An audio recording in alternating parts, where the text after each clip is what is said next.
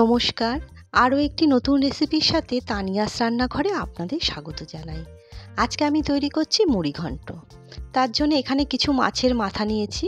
মাছের মাথাগুলো খুব ভালো করে ধুয়ে এবার নুন আর হলুদ মাখিয়ে নিচ্ছি।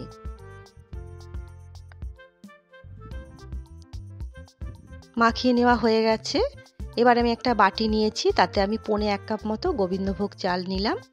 চালটা 2-3 বার খুব ভালো করে ধুয়ে নেব, নিয়ে জল ঝরাতে দিয়ে দেবো।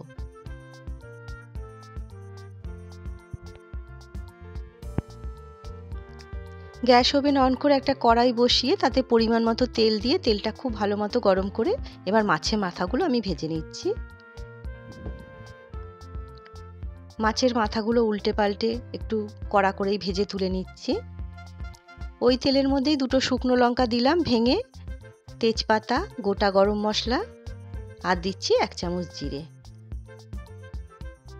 এবার মশলাগুলো একটুখানি ভেজে নেব। ধুয়ে রাখা চালটা দিচ্ছি। চালটা আমি 2-3 মিনিটের মতো ভেজে নিচ্ছি। গ্যাসের ফ্লেম কিন্তু মিডিয়ামে রেখেই চালটা ভাজছি। চালটা ভেজে নেওয়া হয়ে গেছে।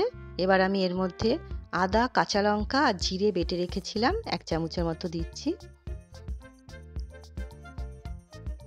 চালের সাথে খুব ভালো করে মিশিয়ে নেব। স্বাদ অনুসারে নুন, 1 চামচ হলুদ আর 1 চামচ কাশ্মীরি লঙ্কার গুঁড়ো দিচ্ছি। কালারটা বেশ ভালো আসবে, দেখতে ভালো লাগবে, ওই জন্য আমি কাশ্মীরি লঙ্কার গুঁড়োটা ব্যবহার করলাম। সমস্ত কিছু খুব ভালো করে মিশিয়ে নিয়ে এবার আমি এর মধ্যে মাছের মাথাটা দেবো। খুন্তি দিয়ে একটুখানি ভেঙে দিচ্ছি মাছের মাথাগুলো।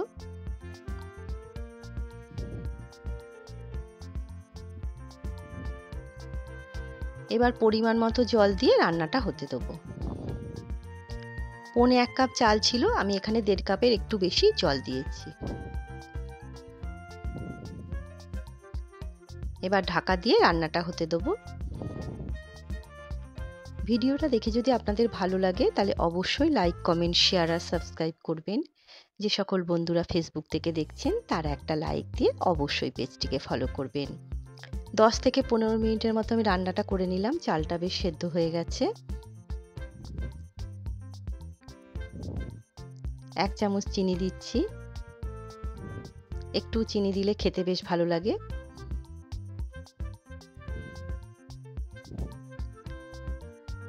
গরম মশলার গুঁড়ো দিচ্ছি আর 1 চামচ ঘি দিচ্ছি।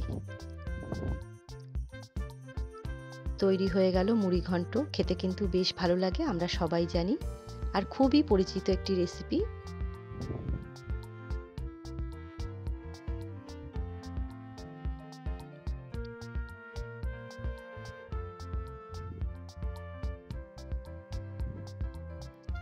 ভিডিওটা দেখে যদি আপনাদের ভালো লাগে ছোট্ট একটা কমেন্ট করে আমাকে জানাতে ভুলবেন না।